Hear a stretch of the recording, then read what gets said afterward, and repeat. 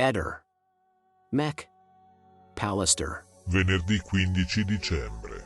Oggi è San Valeriano. La frase del giorno è: quando c'è un problema, non cercare il colpevole, ma cerca la soluzione. Accadde oggi, 15 dicembre. 1890 muore Toro seduto. 1974 esce nelle sale Frankenstein Junior. Lo sapevi? Lo squalo della Groenlandia ha 512 anni.